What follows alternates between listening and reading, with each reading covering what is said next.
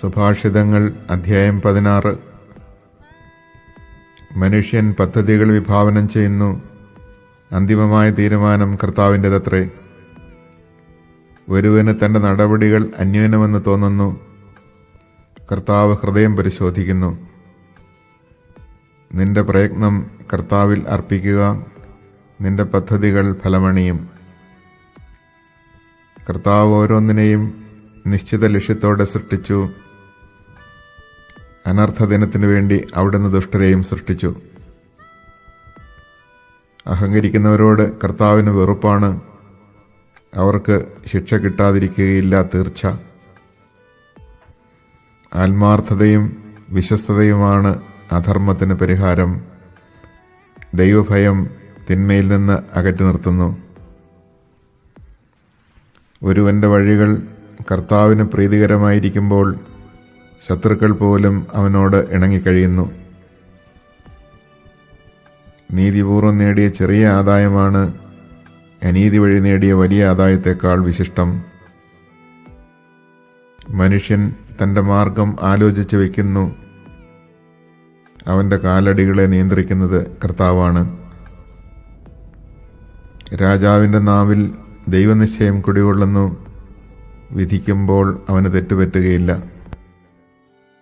ശരിയായ അളവും തൂക്കവും കർത്താവ് നിയന്ത്രിക്കുന്നു, സഞ്ചിയിലുള്ള കട്ടികൾ അവിടുന്ന് നിശ്ചയിക്കുന്നു. ദുഷ്പ്രവർത്തികൾ രാജാക്കന്മാർ വെറുക്കുന്നു, നീതി സിംഹാസനത്തെ ഉറപ്പിക്കുന്നു. നീതിപൂർവമായ വാക്കുകൾ രാജാവിനെ ആഹ്ലാദിപ്പിക്കുന്നു, നേര് പറയുന്നവനെ അവൻ സ്നേഹിക്കുന്നു. രാജാവിൻ്റെ കോപം മരണത്തിൻ്റെ ദൂതനാണ്, വിവേകിക്ക് അത് ശമിപ്പിക്കാൻ കഴിയും. രാജാവിൻ്റെ പ്രസാദത്തിൽ ജീവൻ കുടികൊള്ളുന്നു, രാജപ്രീതി വസന്തത്തിൽ മഴ പൊഴിക്കുന്ന മേഘങ്ങളെപ്പോലെയാണ്. ജ്ഞാനം ലഭിക്കുന്നത് സ്വർണം കിട്ടുന്നതിനേക്കാൾ ശ്രേഷ്ഠമാണ്, വിജ്ഞാനം വെള്ളിയേക്കാൾ അഭികാമ്യവും. സത്യസന്ധരുടെ വഴി തിന്മയിൽ നിന്ന് ഒഴിഞ്ഞു മാറുന്നു, സ്വന്തം വഴി കാക്കുന്നവൻ ജീവൻ പരിരക്ഷിക്കുന്നു. അഹങ്കാരം നാശത്തിൻ്റെ മുന്നോടിയാണ്, അഹന്ത അധപതനത്തിൻ്റെയും. അഹങ്കാരികളോട് ചേർന്ന് കൊള്ളമുതൽ പങ്കുവയ്ക്കുന്നതിനേക്കാൾ നല്ലത് വിനീതനായി ദരിദ്രനോടൊപ്പം കഴിയുകയാണ്. ദൈവവചനം ആദരിക്കുന്നവൻ ഉത്കൃഷ്ടം നേടും, കർത്താവിൽ ആശ്രയിക്കുന്നവൻ ഭാഗ്യവാൻ. ഹൃദയത്തിൽ ജ്ഞാനമുള്ളവൻ വിവേകിയെന്ന് അറിയപ്പെടുന്നു, ഹൃദ്യമായ ഭാഷണം കൂടുതൽ അനുനയിപ്പിക്കുന്നു. വിവേകം ലഭിച്ചവന് അത് ജീവന്റെ ഉറവയാണ്, ഭോഷത്വം ഭോഷനുള്ള ശിക്ഷയത്രേ. വിവേകിയുടെ മനസ്സ് വാക്കുകളെ യുക്തിയുക്തമാക്കുന്നു, അങ്ങനെ അതിന് പ്രേരക ശക്തി വർദ്ധിക്കുന്നു. ഹൃദ്യമായ വാക്ക് തേനറ പോലെയാണ്, അത് ആത്മാവിന് മധുരവും ശരീരത്തിന് ആരോഗ്യപ്രദവുമാണ്. ശരിയെന്ന് തോന്നിയ വഴി മരണത്തിലേക്ക് നയിക്കുന്നതാവാം. വിശപ്പ് പണിക്കാരനെ കൊണ്ട് കൂടുതൽ ജോലി ചെയ്യിക്കുന്നു, അതവനെ പ്രേരിപ്പിച്ചുകൊണ്ടേയിരിക്കുന്നു. വിലകെട്ടവൻ തിന്മ നിരൂപിക്കുന്നു, അവൻ്റെ വാക്ക് പൊള്ളുന്ന തീ പോലെയാണ്. വികടബുദ്ധി കലഹം പരത്തുന്നു, ഏഷണിക്കാരൻ ഉറ്റമിത്രങ്ങളെ ഭിന്നിപ്പിക്കുന്നു. അക്രമി അയൽക്കാരനെ വശീകരിച്ച് അബദ്ധത്തിലേക്ക് നയിക്കുന്നു, കണ്ണിറുക്കുന്നവൻ ദുരാലോചന നടത്തുന്നു. ചുണ്ടുകടിക്കുന്നവൻ തിന്മയ്ക്ക് വഴിയൊരുക്കുന്നു, നരച്ച മുടി മഹത്വത്തിൻ്റെ കിരീടമാണ്. സുഹൃതപൂർണമായ ജീവിതം കൊണ്ടാണ് അത് കൈവരുന്നത്.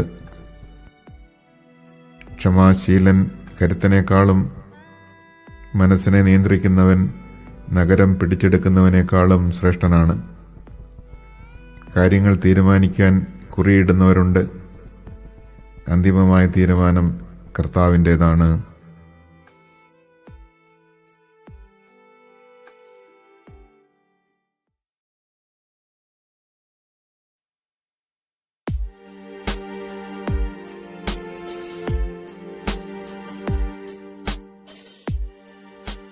സുഭാഷിതങ്ങൾ അധ്യായം 17. കലഹം നിറഞ്ഞ വീട്ടിലെ വിരുന്നിനേക്കാൾ അഭികാമ്യം സ്വസ്ഥതയോടെ കഴിക്കുന്ന ഉണങ്ങിയ അപ്പക്കഷണമാണ്. ബുദ്ധിമാനായ അടിമ ലജ്ജാവഹമായി പ്രവർത്തിക്കുന്ന യജമാനപുത്രന്റെ മേൽ ഭരണം നടത്തും. അവൻ പുത്രന്മാർക്കൊപ്പം കുടുംബസ്വത്തിന് അവകാശിയുമാകും. മൂശയിൽ വെള്ളിയും ഉലയിൽ സ്വർണവും ശോധന ചെയ്യപ്പെടുന്നു. ഹൃദയങ്ങളെ പരിശോധിക്കുന്നത് കർത്താവാണ്. ദുഷ്ടൻ ദുർവചസ്സുകൾ ശ്രദ്ധിക്കുന്നു, നുണയൻ അപവാദത്തിന് ചെവി കൊടുക്കുന്നു. ദരിദ്രരെ പരിഹസിക്കുന്നവൻ സൃഷ്ടാവിനെ നിന്ദിക്കുന്നു. മറ്റുള്ളവരുടെ അത്യാഹിതത്തിൽ സന്തോഷിക്കുന്നവൻ ശിക്ഷിക്കപ്പെടാതിരിക്കുകയില്ല. പേരക്കിടാങ്ങൾ വൃദ്ധർക്ക് കിരീടം, മക്കളുടെ അഭിമാനം പിതാക്കന്മാരത്രേ. ഉത്തമമായ സംസാരം ഭോഷന് ചേരുകയില്ല. കപടഭാഷണം അഭിജാതർക്ക് അത്ര പോലുമില്ല. കൈക്കൂലി മാന്ത്രിക കല്ലാണെന്നത്രേ കൊടുക്കുന്നവന്റെ സങ്കല്പം. തിരിയുന്നിടത്തെല്ലാം അവൻ വിജയം നേടുന്നു. തെറ്റുപൊറുക്കുന്നവൻ സ്നേഹം നേടുന്നു. കുറ്റപ്പെടുത്തിക്കൊണ്ടേയിരിക്കുന്നവൻ സ്നേഹിതനെ പിണക്കി അകറ്റുന്നു. ഭോഷനെ 100 അടിക്കുന്നതിനേക്കാൾ ബുദ്ധിമാനെ 1 ശകാരിക്കുന്നത് കൂടുതൽ ഉള്ളിൽ തട്ടും. അധമൻ എപ്പോഴും കലാപകാരിയാണ്. ക്രൂരനായൊരു ദൂതൻ അവനെതിരായി അയക്കപ്പെടും. ഭോഷനെ അവൻ്റെ ഭോഷത്വത്തിൽ നേരിടുന്നതിനേക്കാൾ എളുപ്പം കുഞ്ഞുങ്ങൾ അപഹരിക്കപ്പെട്ട ഒരു പെൺകരടിയെ നേരിടുകയാണ്.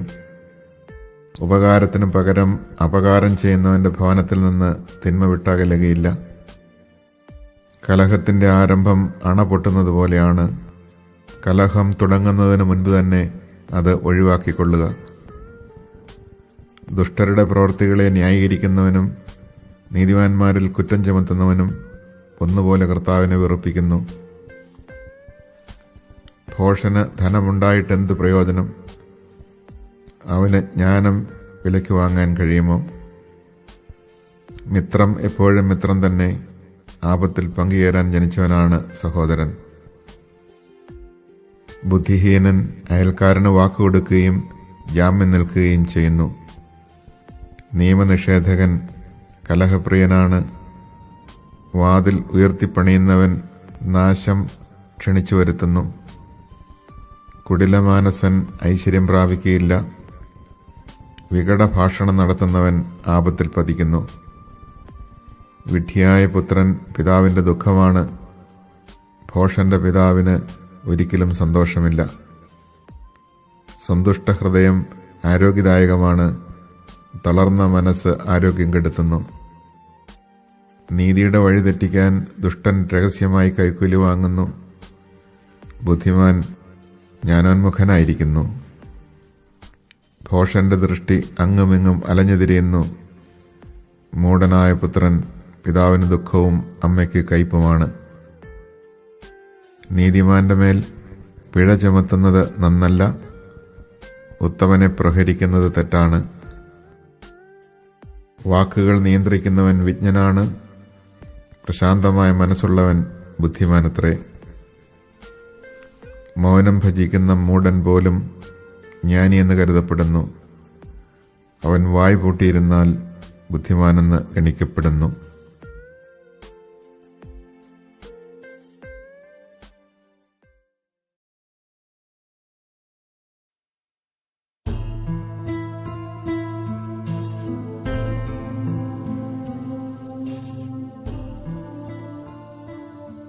സുഭാഷിതങ്ങൾ അധ്യായം 18. വേറിട്ട് നിൽക്കുന്നവൻ എല്ലാ നല്ല തീരുമാനങ്ങളോടും മറുതലിച്ചു നിൽക്കുവാൻ പഴുതു നോക്കുന്നു. ഭോഷന് സ്വന്തം അഭിപ്രായം പ്രകടിപ്പിക്കുന്നതിലല്ലാതെ കാര്യം ഗ്രഹിക്കുന്നതിൽ താൽപ്പര്യമില്ല. ദുഷ്ടതയോടൊപ്പം അവജ്ഞയും ദുഷ്കീർത്തിയോടൊപ്പം അപമാനവും വന്നു ഭവിക്കുന്നു. മനുഷ്യൻ്റെ വാക്കുകൾ അഗാധമായ ജലാശയമാണ്. ജ്ഞാനത്തിൻ്റെ ഉറവ പാഞ്ഞൊഴുകുന്ന അരുവിയും. ദുഷ്ടനോട് പക്ഷപാതം കാണിക്കുന്നതോ നീതിമാന് നീതി നിഷേധിക്കുന്നതോ നന്നല്ല. മൂഢൻ്റെ അധരങ്ങൾ കലഹത്തിന് വഴിതെളിക്കുന്നു. അവൻ്റെ വാക്കുകൾ ചാട്ടേടിയെ ക്ഷണിച്ചു വരുത്തുന്നു. മൂഢൻ്റെ നാവ് അവനെ നശിപ്പിക്കുന്നു. അവൻ്റെ അധരങ്ങൾ അവന് കെണിയാണ്. ഏഷണിക്കാരൻ്റെ വാക്കുകൾ സ്വാദുള്ള അപ്പകഷ്ണങ്ങൾ പോലെ അത്രേ, അത് ഉള്ളിലേക്ക് ഇറങ്ങിച്ചെല്ലുന്നു. മടിയൻ മുടിയൻ്റെ സഹോദരനാണ്. കർത്താവിൻ്റെ നാമം ബലിഷ്ഠമായൊരു ഗോപുരമാണ്. നീതിമാൻ അതിലോടിക്കയറി സുരക്ഷിതനായി കഴിയുന്നു. സമ്പത്താണ് ധനികൻ്റെ ബലിഷ്ഠമായ നഗരം. ഉയർന്ന കോട്ട പോലെ അതവനെ സംരക്ഷിക്കുന്നു. ഗർവം നാശത്തിൻ്റെ മുന്നോടിയാണ്, വിനയം ബഹുമതിയുടെയും. ചോദ്യം മുഴുവൻ കേൾക്കുന്നതിന് മുൻപ് ഉത്തരം പറയുന്നത് ഭോഷത്വവും മര്യാദകേടുമാണ്. ഉന്മേഷമുള്ള മനസ്സ് രോഗം സഹിക്കുന്നു. തളർന്ന മനസ്സിനെ ആർക്ക് താങ്ങാൻ കഴിയും? ബുദ്ധിമാൻ അറിവ് നേടുന്നു. വിവേകി ജ്ഞാനത്തിന് കാതോർക്കുന്നു. സമ്മാനം കൊടുക്കുന്നവന് വലിയവരുടെ അടുക്കൽ പ്രവേശനവും സ്ഥാനവും ലഭിക്കുന്നു. മറ്റൊരാൾ ചോദ്യം ചെയ്യുന്നത് വരെ വാദമുന്നയിക്കുന്നവൻ പറയുന്നതാണ് ന്യായമെന്ന് തോന്നും. നറുക്ക് തർക്കങ്ങൾ അവസാനിപ്പിക്കുന്നു. അത് പ്രബലരായ പ്രതിയോഗികളെ തീരുമാനത്തിലെത്തിക്കുന്നു. സഹോദരൻ സഹായത്തിനുള്ളവൻ ഉറപ്പുള്ള നഗരം പോലെയാണ്. എന്നാൽ കലഹം ഇരുമ്പഴികൾ പോലെ അവരെ പിടിച്ചകറ്റുന്നു. അധരഫലം ഉപജീവന മാർഗം നേടിക്കൊടുക്കുന്നു. അധരങ്ങൾ സംതൃപ്തി വിളയിക്കുന്നു. ജീവനെ നശിപ്പിക്കാനും പുലർത്താനും നാവിന് കഴിയും. അതിനെ സ്നേഹിക്കുന്നവൻ അതിൻ്റെ കനി ഭുജിക്കണം. ഉത്തമയായ ഭാര്യയെ കണ്ടെത്തുന്നവൻ ഭാഗ്യവാൻ. അത് കർത്താവിൻ്റെ അനുഗ്രഹമാണ്. ദരിദ്രൻ കേണപേക്ഷിക്കുന്നു. ധനവാന്മാർ പരുഷമായി മറുപടി നൽകുന്നു. ചിലർ സ്നേഹിതരെന്ന് നടിക്കും. ചിലർ സഹോദരനേക്കാൾ ഉറ്റവരാണ്.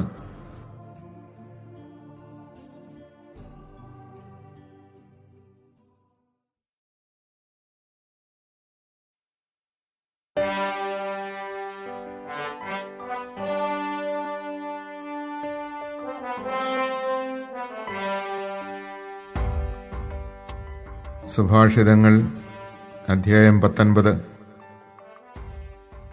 സത്യസന്ധനായ ദരിദ്രൻ ദുർഭാഷണം ചെയ്യുന്ന ഭോഷനേക്കാൾ ശ്രേഷ്ഠനാണ്. വിജ്ഞാനരഹിതമായ ഉത്സാഹം ശ്രേയസ്കരമല്ല. തിടുക്കം കൂട്ടുന്നവന് വഴിതെറ്റുന്നു. സ്വന്തം ഭോഷത്വമാണ് നാശത്തിലെത്തിക്കുന്നത്. എന്നിട്ടും ഹൃദയം കർത്താവിനെതിരെ കോപം കൊണ്ട് ജ്വലിക്കുന്നു. സമ്പത്ത് അനേകം പുതിയ സ്നേഹിതരെ നേടുന്നു. ദാരിദ്ര്യം ഉള്ള സ്നേഹിതരെ പോലും അകറ്റുന്നു. കള്ളസാക്ഷി ശിക്ഷിക്കപ്പെടാതിരിക്കുകയില്ല. കള്ളം പറയുന്നവൻ രക്ഷപ്പെടുകയില്ല. ഉദാരമനസ്കന്റെ പ്രീതി നേടാൻ പലരും ശ്രമിക്കുന്നു. സമ്മാനങ്ങൾ കൊടുക്കുന്നവന് എല്ലാവരും സ്നേഹിതരാണ്. സഹോദരർ പോലും ദരിദ്രനെ വെറുക്കുന്നു. പിന്നെ സ്നേഹിതർ അവനിൽ നിന്ന് അകന്നു മാറാതിരിക്കുമോ?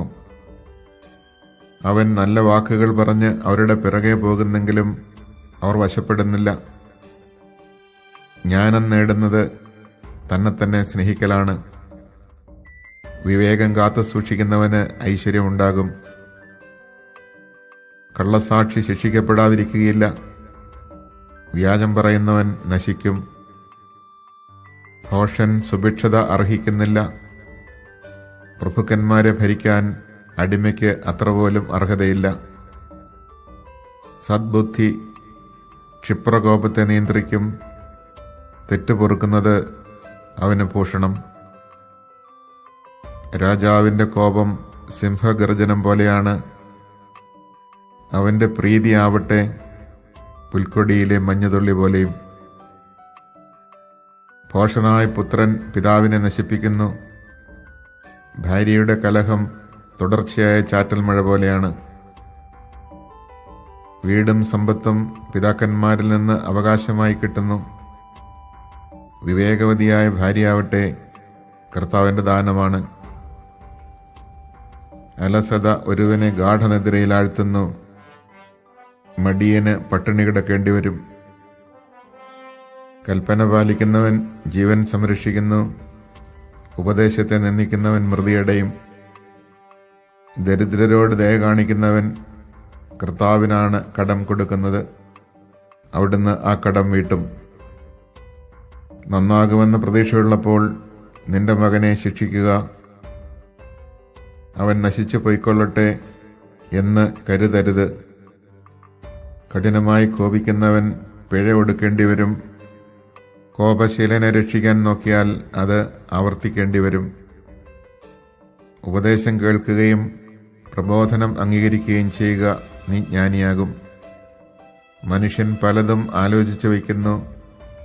നടപ്പിൽ വരുന്നത് കർത്താവിൻ്റെ തീരുമാനമാണ്.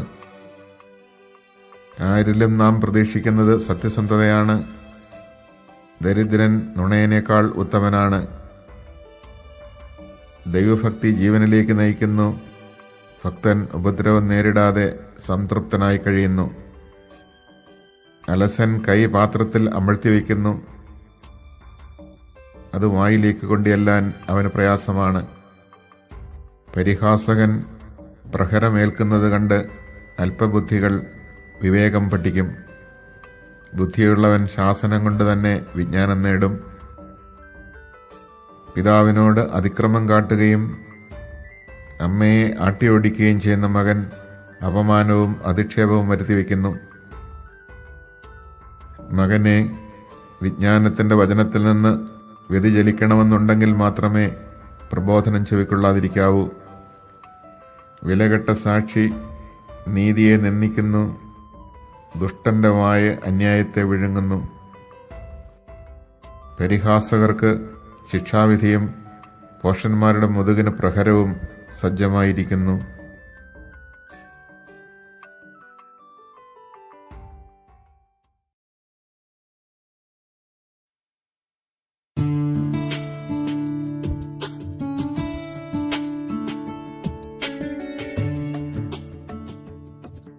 സുഭാഷിതങ്ങൾ അധ്യായം 20. വീഞ്ഞ് പരിഹാസകനും മദ്യം കലഹക്കാരനുമാണ്. അവയ്ക്ക് അടിമപ്പെടുന്നവന് വിവേകമില്ല.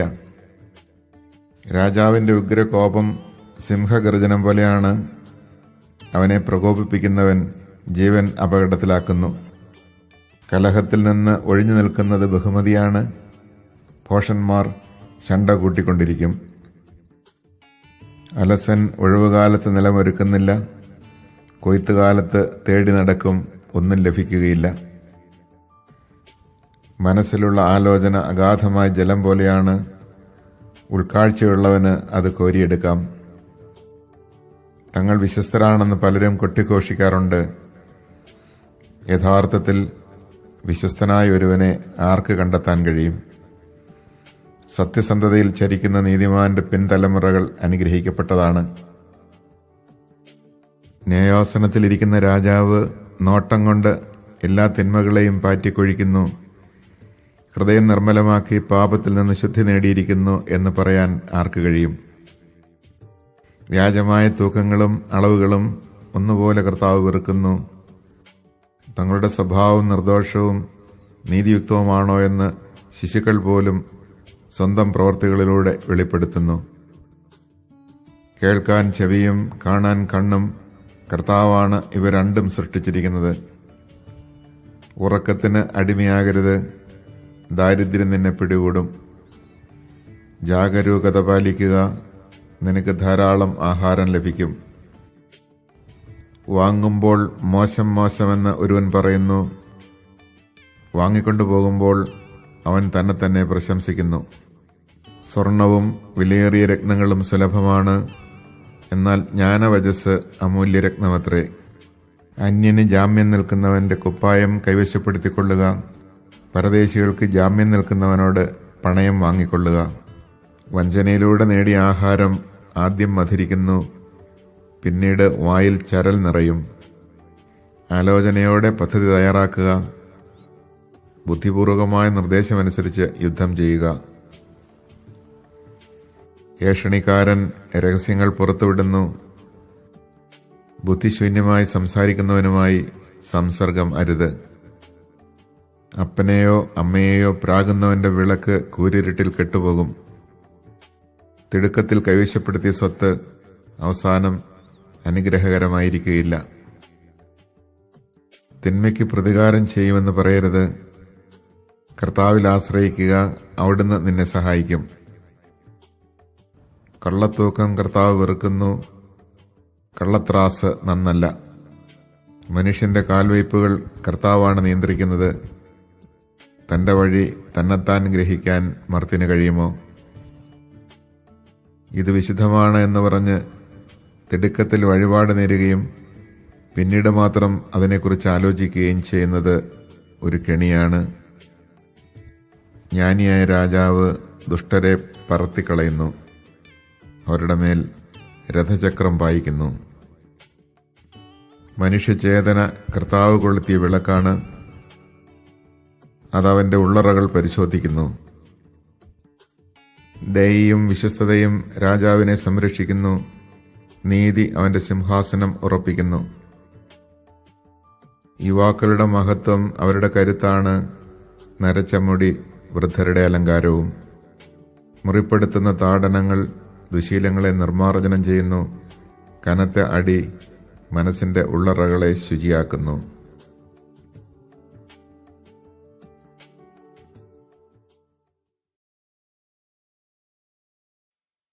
Chapter 16. Man may make plans in his heart, but what the tongue utters is from the Lord. All the ways of a man may be pure in his own eyes, but it is the Lord who proves the spirit.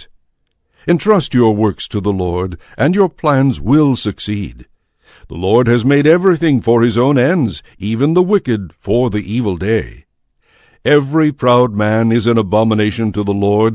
I assure you that he will not go unpunished. By kindness and piety guilt is expiated, and by the fear of the Lord man avoids evil.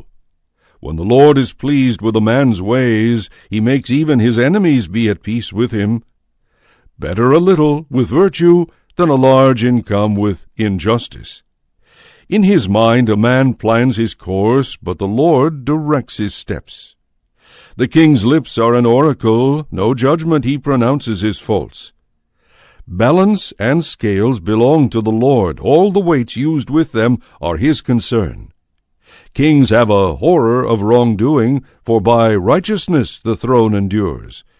The king takes delight in honest lips, and the man who speaks what is right he loves. The king's wrath is like messengers of death, but a wise man can pacify it. In the light of the king's countenance is life, and his favor is like a rain cloud in spring.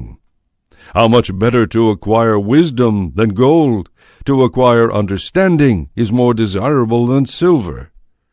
The path of the upright avoids misfortune.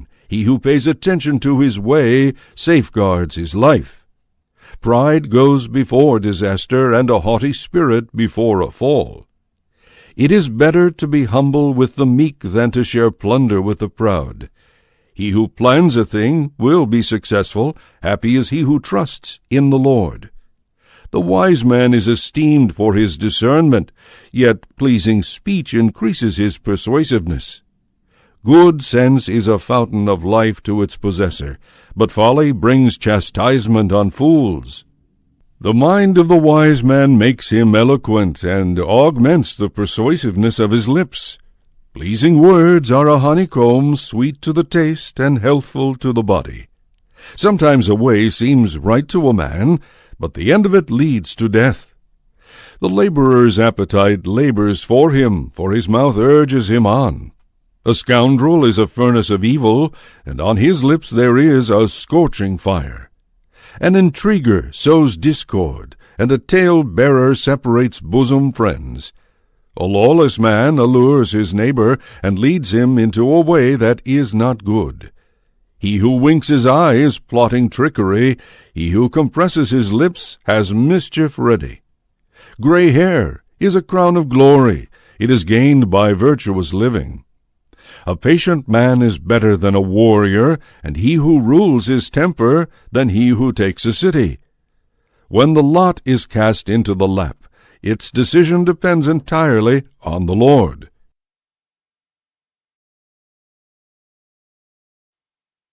Chapter 17. Better a dry crust with peace than a house full of feasting with strife. An intelligent servant will rule over a worthless son and will share the inheritance with the brothers. The crucible for silver and the furnace for gold, but the tester of hearts is the Lord.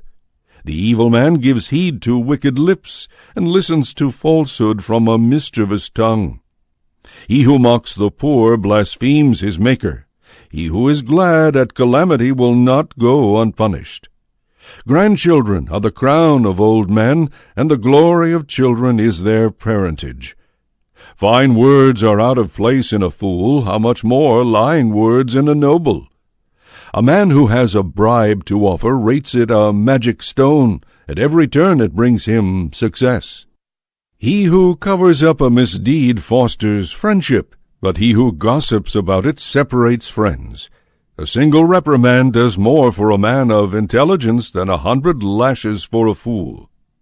On rebellion alone is the wicked man bent, but a merciless messenger will be sent against him. Face a bear robbed of her cubs, but never a fool in his folly. If a man returns evil for good, from his house evil will not depart. The start of strife is like the opening of a dam, therefore check a quarrel before it begins. He who condones the wicked, he who condemns the just, are both an abomination to the Lord. Of what use in the fool's hand are the means to buy wisdom, since he has no mind for it? He who is a friend is always a friend, and a brother is born for the time of stress. Senseless is the man who gives his hand in pledge, who becomes surety for his neighbor. He who loves strife loves guilt. He who builds his gate high courts disaster. He who is perverse in heart finds no good, and a double-tongued man falls into trouble. To be a fool's parent is grief for a man. The father of a numbskull has no joy. A joyful heart is the health of the body, but a depressed spirit dries up the bones. The wicked man accepts a concealed bribe to pervert the course of justice. The man of intelligence fixes his gaze on wisdom, but the eyes of a fool are on the ends of the earth. A foolish son is vexation to his father, and bitter sorrow to her who bore him. It is wrong to fine an innocent man, but beyond reason to scourge princes. He who spares his words is truly wise, and he who is chary of speech is a man of intelligence. Even a fool, if he keeps silent, is considered wise. If he closes his lips, intelligent. Chapter 18. In estrangement one seeks pretexts. With all persistence he picks a quarrel. The fool takes no delight in understanding, but rather in displaying what he thinks. With wickedness comes contempt, and with disgrace comes scorn. The words from a man's mouth are deep waters, but the source of wisdom is a flowing brook. It is not good to be partial to the guilty, and so to reject a rightful claim. The fool's lips lead him into strife, and his mouth provokes a beating. The fool's mouth is his ruin, his lips are a snare to his life. The words of a tale-bearer are like dainty morsels that sink into one's inmost being. The man who is slack in his work is own brother to the man who is destructive.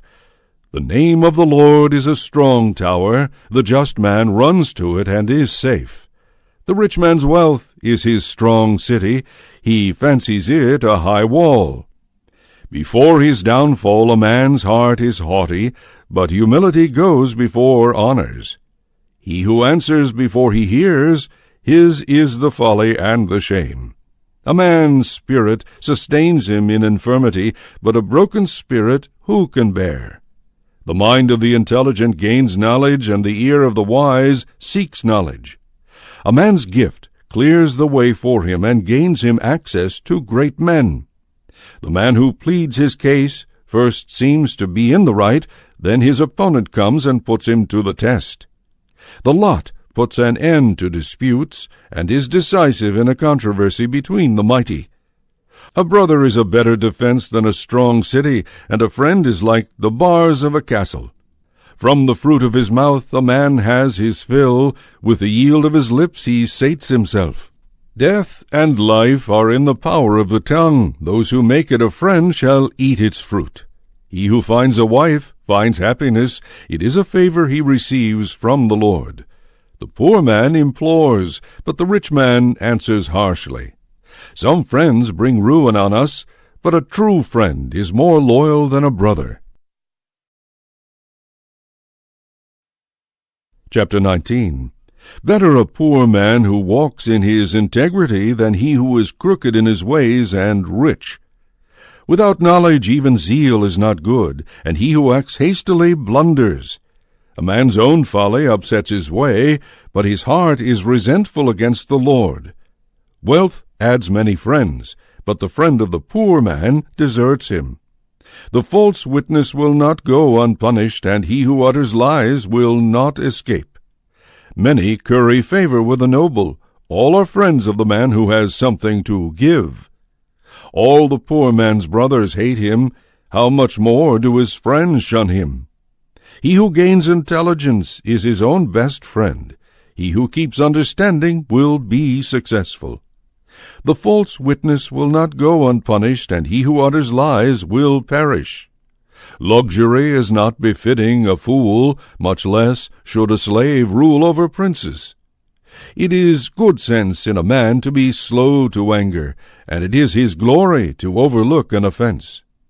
The king's wrath is like the roaring of a lion, but his favor like dew on the grass. The foolish son is ruin to his father, and the nagging of a wife is a persistent leak. Home and possessions are an inheritance from parents, but a prudent wife is from the Lord.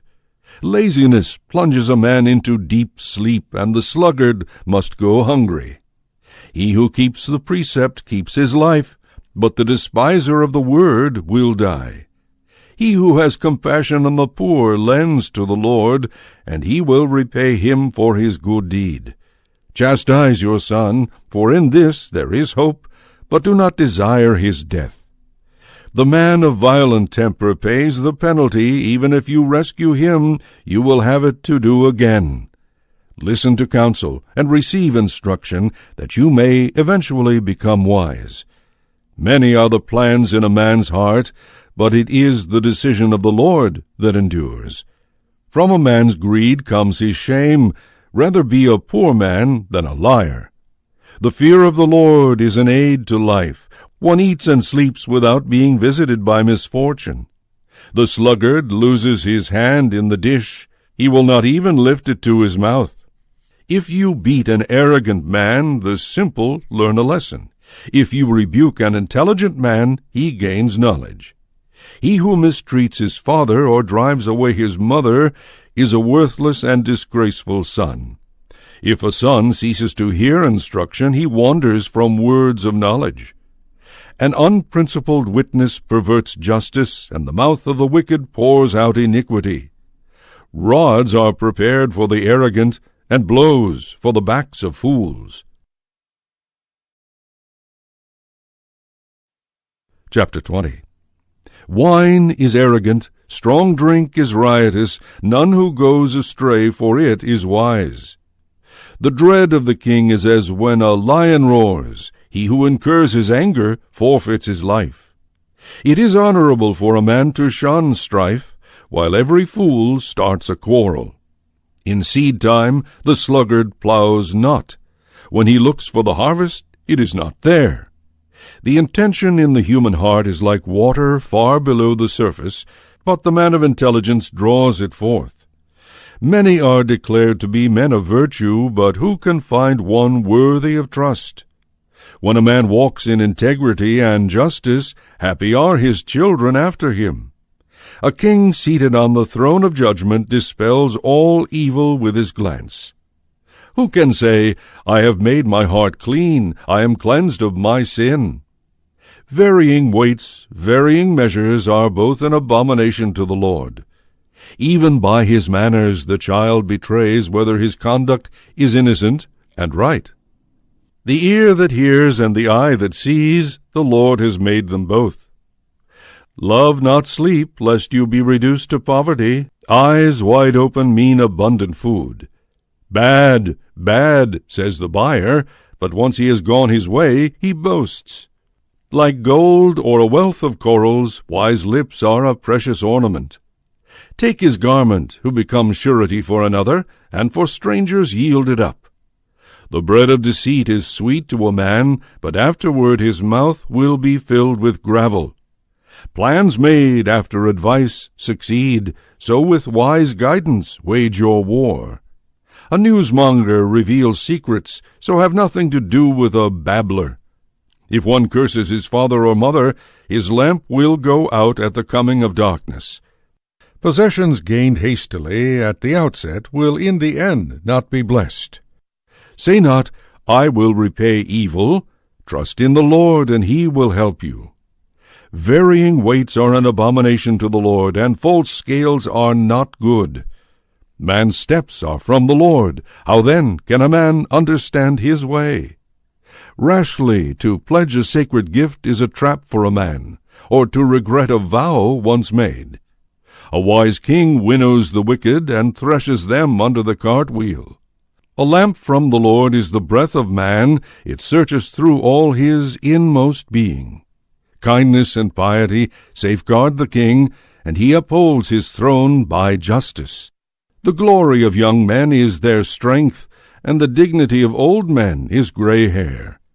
Evil is cleansed away by bloody lashes, and a scourging to the inmost being.